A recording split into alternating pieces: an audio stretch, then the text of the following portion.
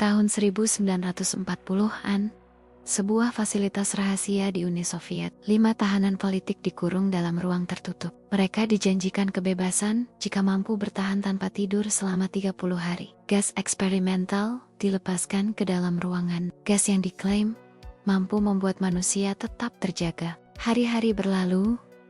Awalnya semuanya terlihat normal. Para tahanan berbicara satu sama lain. Namun perlahan suara-suara aneh mulai terdengar.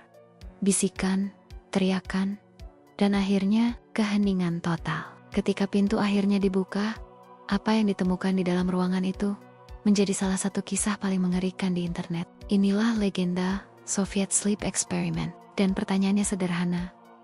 Mengapa cerita ini begitu sulit untuk dilupakan? Kisah ini pertama kali muncul di internet sekitar tahun 2010, diposting di forum horor anonim tanpa sumber resmi. Tidak ada arsip sejarah, tidak ada dokumen pemerintah, tidak ada bukti nyata. Namun detail ceritanya terasa sangat spesifik. 5 tahanan, ruang tertutup, dan gas stimulan eksperimental yang terus dialirkan selama eksperimen berlangsung.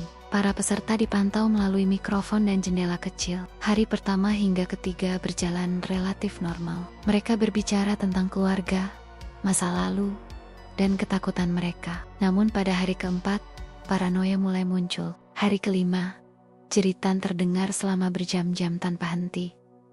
Lalu tiba-tiba, semua suara menghilang. Para peneliti mencoba berbicara melalui intercom, tetapi tidak ada jawaban. Gas tetap mengalir, dan ruangan menjadi sunyi. Hari ke-9, suara kembali terdengar. Namun bukan percakapan biasa, hanya bisikan pelan, sangat dekat dengan mikrofon.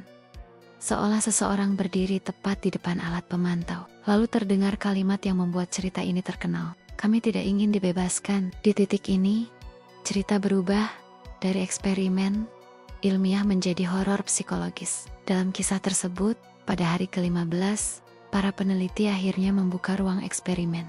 Gas dihentikan, tentara bersenjata memasuki ruangan, dan apa yang digambarkan di dalam cerita disebut sangat mengerikan. Para tahanan menolak tidur, menolak diselamatkan, dan diklaim mengalami perubahan fisik serta mental yang ekstrem.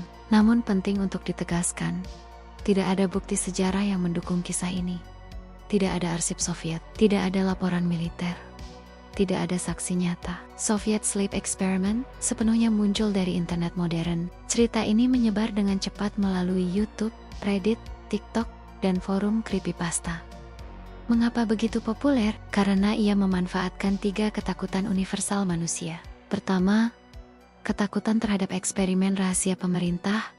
Kedua, ketakutan terhadap efek kurang tidur. Ketiga, ketakutan kehilangan kendali atas pikiran sendiri. Kurang tidur memang secara ilmiah dapat menyebabkan halusinasi dan gangguan mental. Namun efeknya tidak seperti yang digambarkan dalam cerita tersebut. Kisah ini bekerja bukan karena realistis, tetapi karena terasa mungkin terjadi. Peneliti internet kemudian melacak asal-usul cerita ini. Soviet Sleep Experiment ternyata berasal dari kontes cerita horor online. Penulisnya tidak pernah mengklaim kisah tersebut sebagai fakta sejarah. Namun seiring waktu, cerita ini dipotong, diedit, dan disebarkan ulang seolah-olah dokumen rahasia yang bocor. Disinilah batas antara fiksi dan teori konspirasi mulai kabur. Kadang bukan pemerintah yang menyembunyikan rahasia, kadang internet sendiri yang menciptakan mitosnya. Soviet Sleep Experiment sebenarnya bukan tentang Uni Soviet. Ia adalah cerita tentang kita, tentang era informasi modern, tentang bagaimana narasi anonim bisa terasa lebih nyata daripada fakta yang diverifikasi. Di zaman digital, mitos dapat tumbuh lebih cepat daripada kebenaran. Ketika ketakutan kolektif bertemu dengan cerita yang kuat, lahirlah legenda modern. Apakah Soviet Sleep Experiment pernah terjadi? Semua bukti menunjukkan tidak.